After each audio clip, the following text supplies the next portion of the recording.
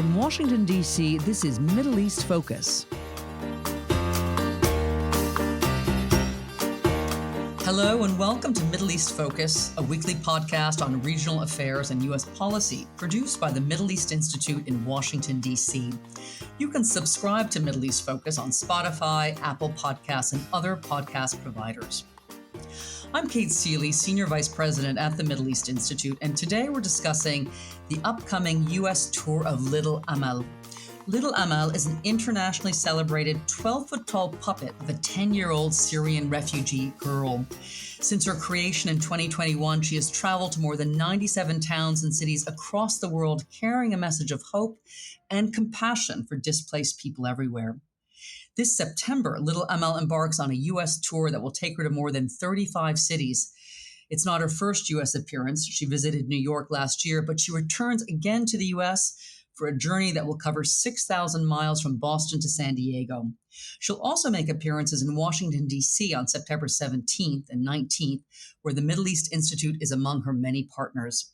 The man behind the Little Amal project is award-winning theater director and writer Amir Nizar Zuabi. Amir conceived of Little Amal in 2021, and her presence, animated by puppeteers, has been electrifying audiences ever since. Zuabi is an accomplished actor and playwright who studied acting in Jerusalem. He's gone on to write and direct extensively for festivals and theaters around the world. He's directed plays for the Edinburgh International Festival and the Royal Shakespeare Company in the UK, and he's a former associate director of the Young Vic Theatre in London, as well as being an artistic advisor for the Palestinian National Theatre, among his many other accomplishments. Amir, welcome to Middle East Focus. It's such an honor to host you on the eve of Little Amal's Walk Across America tour, and I can't wait to hear more about the tour. But for our listeners who aren't familiar with Little Amal, let's start with some background about her. Can you tell us what was the inspiration for creating an animated puppet representing a Syrian refugee girl? Sure. First of all, Kate, thanks for having me. The origin story of Little Amal was that Good Chance Theatre and my long friend, producer of the Young Vic, the artistic director of the Young Vic, and one of the most important theatre producers in England called David Land, were creating a show around the jungle in Calais. The jungle was a refugee camp on the shores of Calais that hosted a lot of refugees that got stuck on their way to England and spent a long time in that very, very miserable refugee camp. And Good Chance Theatre was creating a show about them. And while working on that show, they got very interested in understanding in the long journeys refugees make and how to create a piece of work that investigates that. And David came up with the brilliant idea of let's walk it. Let's create a show that is basically a long walk from Syria to the UK and try and understand it on our feet. And slowly, this idea matured into what became Amal, which is walking with a 13-foot puppet created by Handspring Puppet Company, which is one of the most acclaimed puppet creators and designers in the world. They are the creators of the award-winning show War Horse, among many other fantastic creations. And I was entrusted with basically what happens to this girl. So we had the idea, there's a girl, she's very big and she's gonna walk. And I was responsible of actually turning this into what happens to her day to day, what is her experiences, how does she cross a territory. And I think the first good idea I had, and maybe the only good idea I had, was it needs to be local. It needs to be fed by the local communities we walk through. A refugee's experience is his own internal world meeting the confusion, the welcoming, the hostility, the meeting the host societies, whatever they are. So this needs to be a collaboration between us and a lot of local partners. So we are never a UFO that lands on a city. And I think that was the only good decision I made because it opened up a lot of creativity, a lot of generosity, and the mass visit became very real to each place. They surfaced local issues, local concerns, local dreams, local wishes. We come from a long tradition of hospitality, and the first thing we know as Arabs is that when you open your house to somebody, you're automatically bettered. And we all know this, yeah, right? We open the door and we welcome somebody in, and as they're walking into our house, one arm reaches behind our back to clean the mess we forgot, or you know, to play pretend that we're a bit better than who we are. Being a welcomer is a very strong, potent thing to be. And for us, it was also important that when we're talking about the refugees, it's not a discourse of misery. It's a discourse of dignity. It's talking about the fact that these people are most probably the most resourceful people on planet Earth. Yes, it's a message of hope and compassion. I want to talk a little more about the experiences on our first walk, but before we go there, because this is a podcast and people might not, they don't necessarily know little Amal, might have a hard time visualizing her.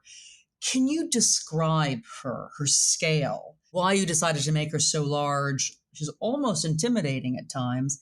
And also, I mean, what's the origin of her name? Sure. So Amal is a 13-foot puppet. She has very big brown eyes that are very moving. She's got a very beautiful olive skin, and she's 10 and she's a bit naughty and mischievous. The way she is operated is a stilt walker that carries the torso and the head on top of his shoulders, so they're fitted like a school bag almost, and they are on stilts, and the stilts have shoes and a skirt, so it looks like a real, very beautiful, very vulnerable, very big 10-year-old. Amazing. And you made her so large because, in a way, you can't ignore. You're forced to engage with her, yes?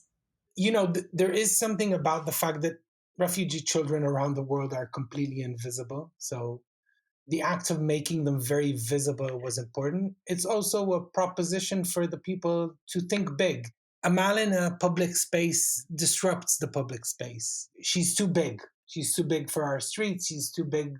And maybe that's the whole idea, is to bring something that is uncomfortable yet beautiful and full of potential and see how you adapt to it. And the idea is that if you are big, her being so out of scale stops being a problem. It becomes an opportunity. She can't be ignored. You have to engage with her. You have to embrace her. You have to understand her. And you have to look up. Let's talk a little bit about her first major journey, the walk back in 2021. You crossed Syria, Greece, Europe.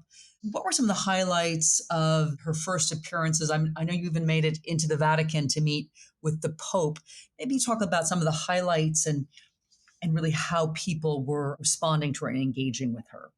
It's always a hard question, that, for me, because it was all one prolonged highlight.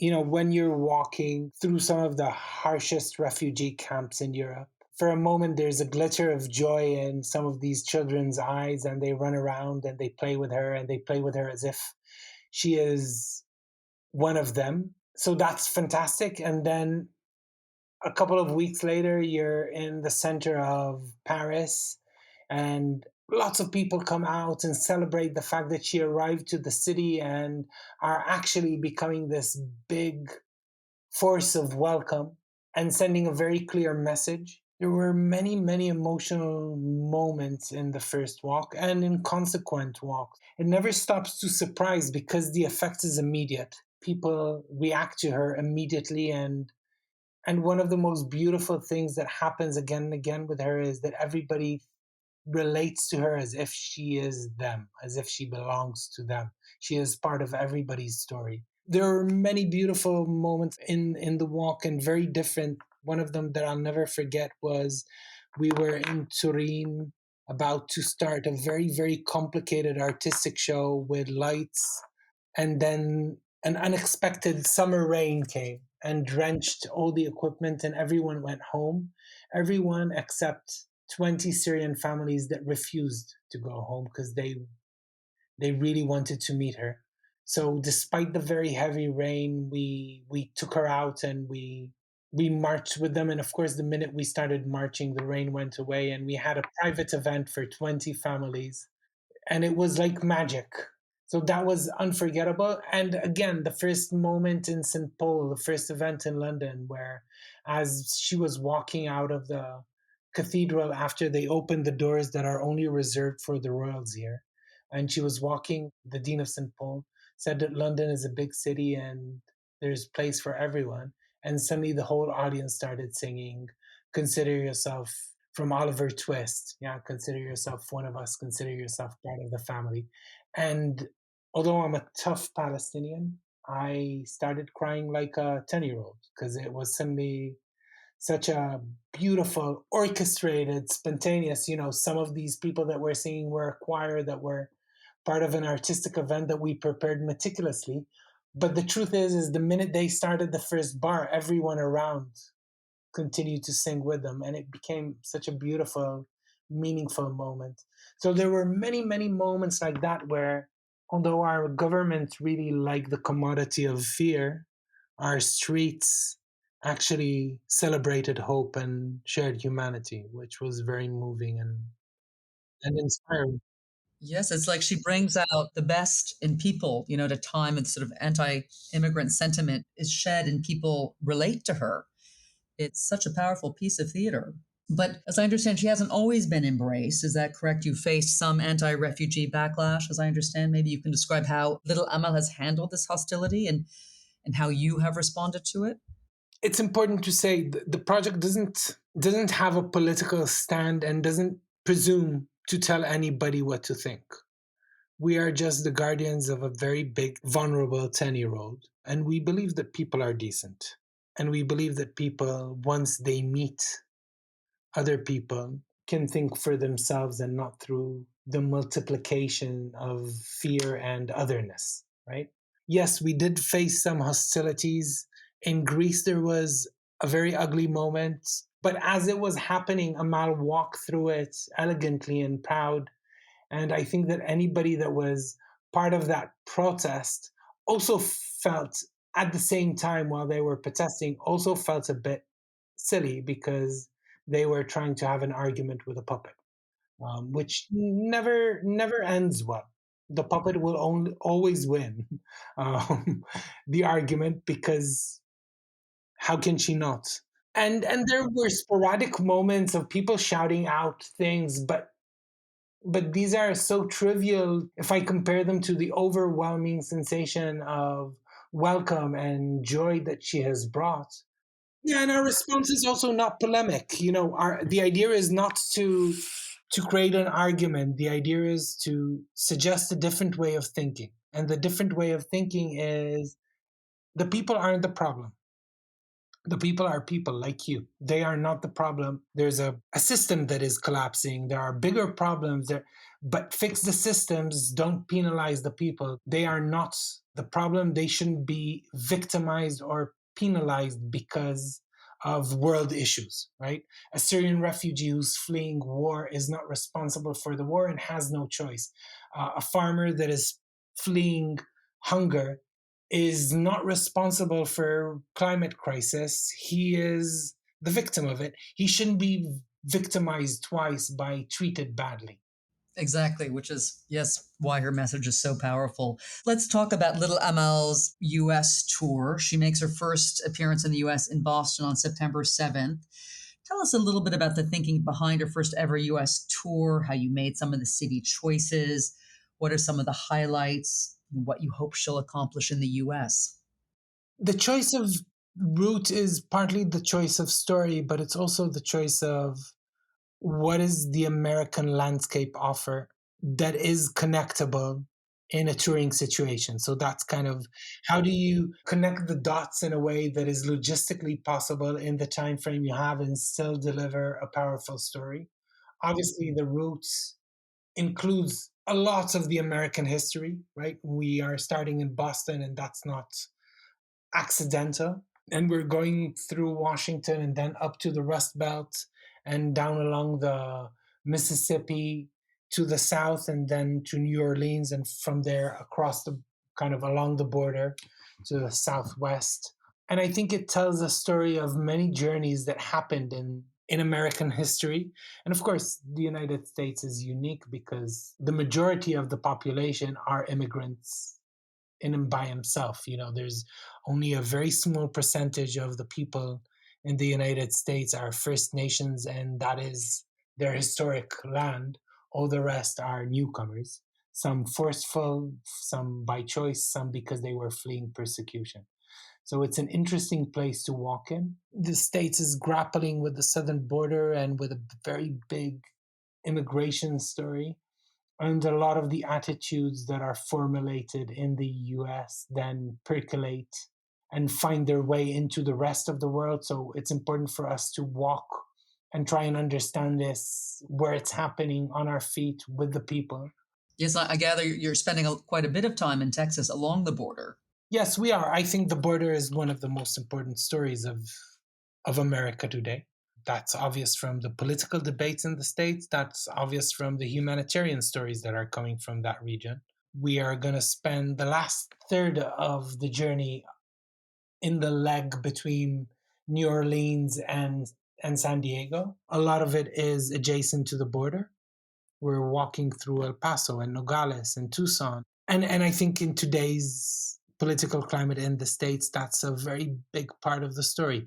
There's other parts of the story that unfortunately we will be missing. We're not going to Florida, we're not going to San Francisco and Seattle, but it is just this country is very big, and it's just the amount of time that we can keep this project rolling. But I do think we're capturing a lot of the American landscape in the past, in the present, and maybe also in the future.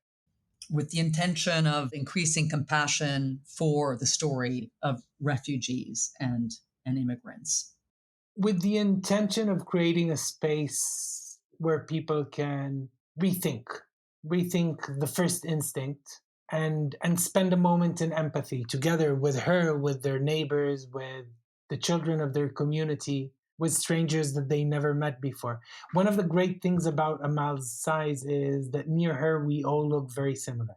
She is this extraterrestrial that is so much bigger than us. So around her, regardless of our background, regardless of our education, regardless of who we are, we're very similar.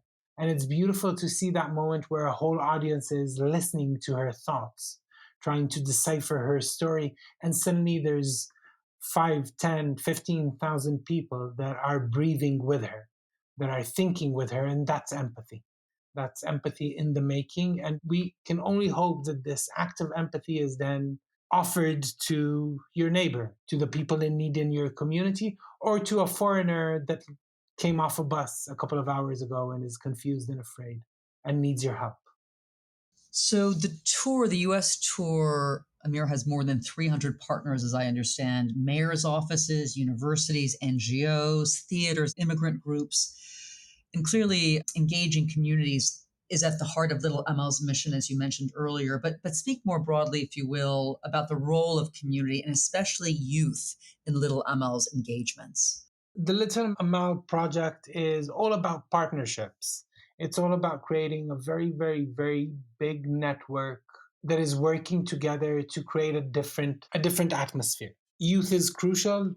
Young people are crucial because they are a very big part of what we do as an education project that talks about the different components of what it is to be a refugee. And through that, you understand that we all are, to some degree, refugees in this world. And the children can learn about different aspects of what a refugee can go through or goes through. And this education component is very creative and has been a huge success of the project, has been downloaded in 60 countries and has been implemented in hundreds of thousands of classrooms across the world. And we're very proud of that.